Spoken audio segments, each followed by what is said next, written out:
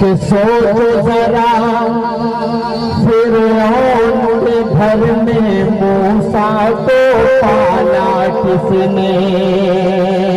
सोचो जरा फिरौन के घर में मूसा को पाला किसने।